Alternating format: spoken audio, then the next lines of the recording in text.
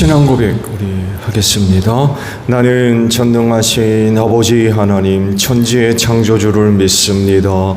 나는 그의 유일하신 아들 우리 주 예수 그리스도를 믿습니다.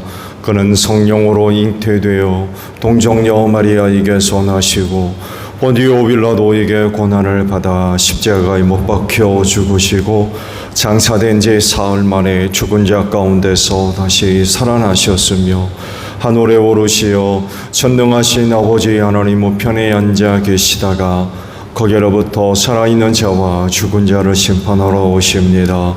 나는 성령을 믿으며 거룩한 공교회와 성도의 교제와 죄를 용서받는 것과 몸의 부활과 영생을 믿습니다. 아멘. 찬송가 312장 우리 부르시죠.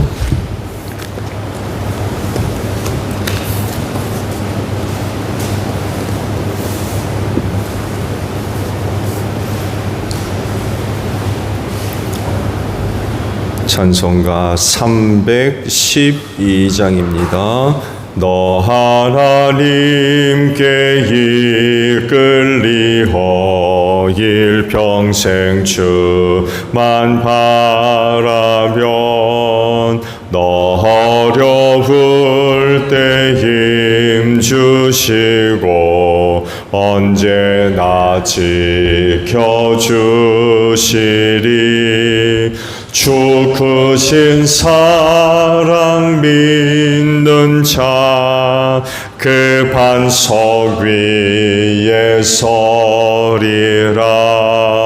너 설레는 맘 가다듬고 희망 중 기다리면서 그 은혜로우신 주의 뜻과 사랑에 만족하여라. 우리를 불러주신 주 마음에 소원하신다. 주 찬양하고 기도하며 네 번분 힘써 다하라. 주 약속하신 모든 은혜 내게서 이루어지리라. 참되고 의지하는 자 주께서 기억하시리. 아멘. 말씀을 봅니다. 열왕기하 19장 14절에서 28절까지 보겠습니다. 열왕기하 19장 14절에서 28절에요. 히스기야는 사신들에게서 이 편지를 받아 읽었다. 그리고는 주님의 성전으로 올라가서 주님 앞에 편지를 펴놓은 뒤에 주님께 기도하였다. 그룹들 위에 계시는 주 이스라엘의 하나님, 주님만이 이 세상의 모든 나라를 다스리시는 오직 한 분뿐인 하나님이시며 하늘과 땅을 만드신 분이십니다. 주님 귀를 기울여 주십시오. 주님 눈여겨 보아 주십시오. 살아계신 하나님을 모욕하는 말을 전한 저 사내립의 망언을 잊지 마십시오. 주님, 참으로 아시리아의 왕들이 여러 나라와 그 땅을 마구 짓밟아 버렸습니다. 여러 민족이 믿는 신들을 모두 불에 던져 태웠습니다. 물론 그것들은 참신이 아니라 다만 나무와 돌로 만든 것이었기에 아시리아 왕들에게 멸망당할 수밖에 없었습니다. 주 우리의 하나님, 이제 그의 손에서 우리를 구원하여 주셔서 세상의 모든 나라가 오직 주님만이 홀로 주 하나님이심을 알게 하여 주십시오. 아모스의 아들 이사야가 히스기야에게 사람을 보내어 이렇게 말하였다. 주 이스라엘의 하나님께서는 임금님께서 아시리아의 사네립 왕의 일 때문에 주님께 올린 그 기도를 주님께서 들으셨다고 말씀하시면서 아시리아 왕을 두고 다음과 같이 말씀하셨습니다. 처녀딸 시온이 오히려 너 사네립을 경멸하고 비웃을 것이다. 딸 예루살렘이 오히려 물러난 내 뒷모습을 보면서 머리를 흔들 것이다. 네가 감히 누구를 모욕하며 멸시하였느냐? 내가 누구에게 큰 소리를 쳤느냐? 나 이스라엘의 거룩한 자에게 감히 내 눈을 부릅떴느냐? 내가 전령들을 보내어 나 주를 조롱하며 말하기를 내가 수많은 병거를 몰아 높은 산 꼭대기에서 저 꼭대기까지 레바논의 막다른 곳까지 깊숙이 들어가서 키 큰 백향목과 아름다운 잣나무를 베어버리고 울창한 숲속 깊숙이 들어가서 그 끝까지 들어갔고 그리고는 땅을 파서 다른 나라의 물을 마시며 발바닥으로 밟기만 하고서도 이집트의 모든 강물을 말렸다고 하였다. 그러나 사네립아 너는 듣지 못하였느냐? 그런 일은 이미 내가 오래전에 결정한 것들이고 이미 내가 아득한 옛날부터 계획한 것들이다. 이제 내가 그것을 이루었을 뿐이다. 그래서 내가 견고한 요새들을 돌무더기로 만들고 여러 민족의 간담을 서늘하게 하고 공포에 질리게 하고 부끄럽게 하였다. 민족들은 초목과 같고 자라기도 전에 말라버리는 풀포기나 지붕 위의 잡초와 같았다. 나는 다 알고 있다. 내가 앉고 서는 것, 내가 나가고 들어오는 것, 내가 내게 분노를 품고 있다는 것도 나는 모두 다 알고 있다. 내가 내게 품고 있는 분노와 오만을 이미 오래전에 내가 직접 들었기에 내가 내 코에 쇠갈고리를 꿰고 내 입에 재갈을 물려 내가 왔던 그 길로 너를 되돌아가게 하겠다. 아멘. 오늘 아침에는요 25절에 있는 말씀을 함께 나누려고 합니다. 그러나 사네립아 너는 듣지 못하였느냐?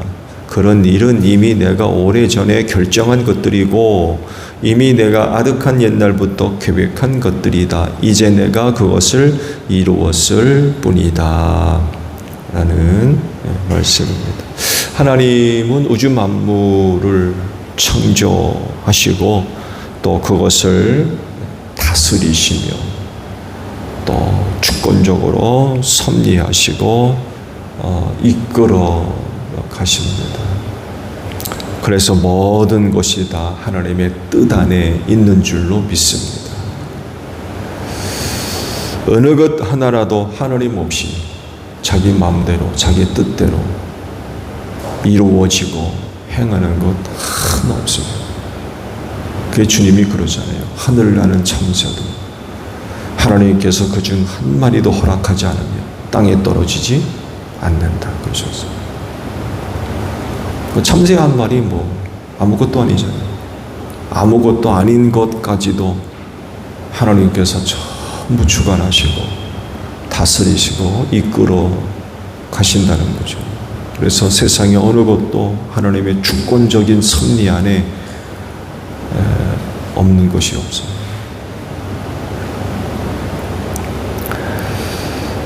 어느 것 하나라도 그것이 아무리 작고 보잘것없는 것이라도 하나님의 계획 안에 또 뜻 안에서 다 이루어지고 만들어지고 살고 죽고 나가고 들어오고 앉고 일어서고 그렇다는 거죠.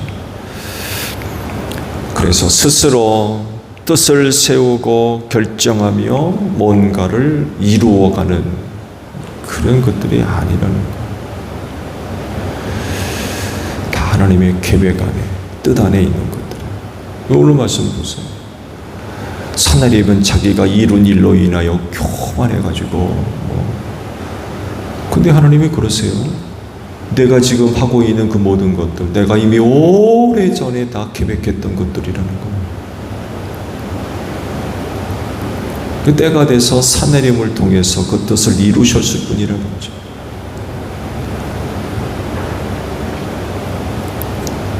산내림이 얼마나 교만한지 몰라요.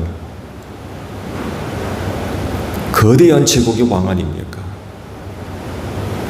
자기가 다스리는 온 세상의 그 어떤 것도 자기 멋대로 행동하고 그럴 수가 없는 거죠. 자기 입에 무슨 말을 하느냐에 따라서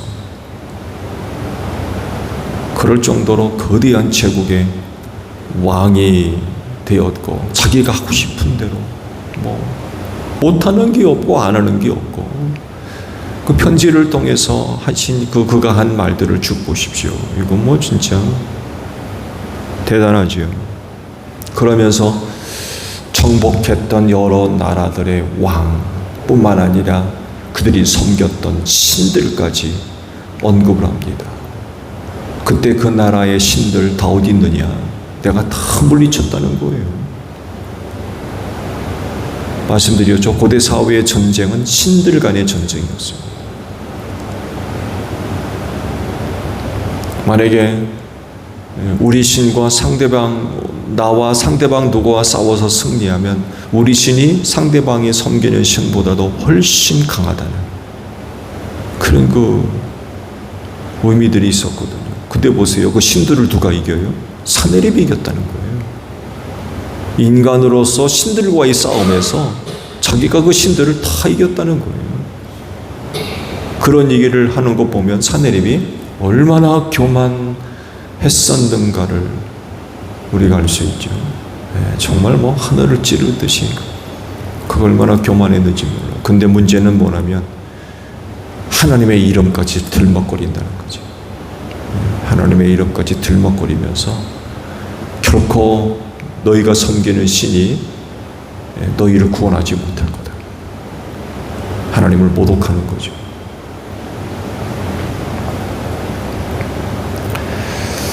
그는 이런 내용으로 자기의 업적을 자랑하고 그런 것들을 통해서 상대방을 위협하고 하는 그런 모습들을 지금 보여주고 있는데, 그가 이야기하는 대로 정말 그런 거냐? 정말 그런 거. 하나님이 이사야 선지를 통해서 주신 말씀 보면 그게 아니라는 거죠. 그게 아니라는 거. 그거 내가 하고 싶어서 한 게 아니라는 거.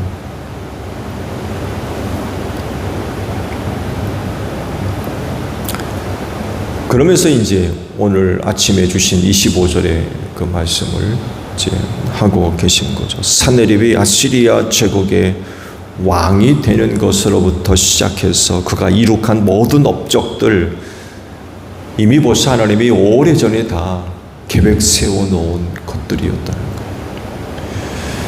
그리고 때가 됐을 때에 그 계획과 뜻을 산헤립을 통해서 이루셨을 뿐이라는 거죠. 그러니까 산헤립 스스로 모든 것을 이룬 것이 아니었다는 거예요. 그는 단지 쓰임만 받았을 뿐이지 결국 하나님께서 다 이루신 일에 불과하다는 거. 그거 네가 한 거 아니라는 거죠. 그거 네가 한 게 아니다.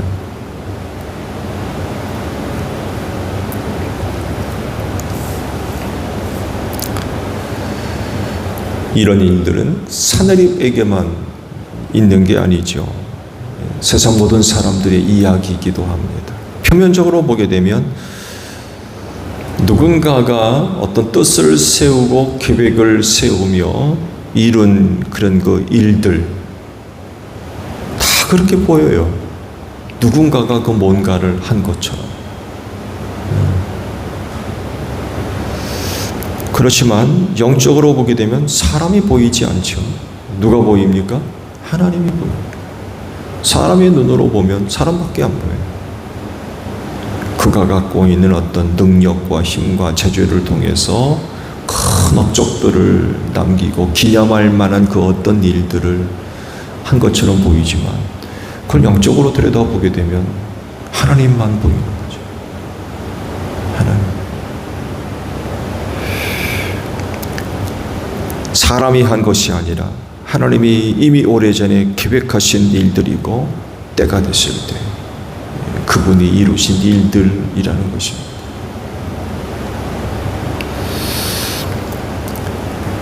이게 사실이라면 인간으로서 우리는 어떻게 살아야 될까요?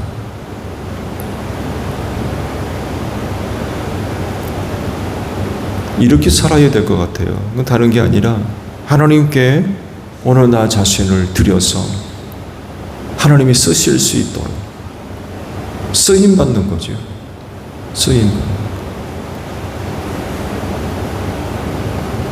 내가 주체가 돼서 내가 하고 싶은 대로 내 마음대로 그럴 것이 아니라 사내립에게 하신 그 말씀이 사실이라고 하면 그게 정말 사실이라고 한다면 하나님께서 계획하신 일들을 위해 쓰임 받을 수 있도록 드리는 거죠.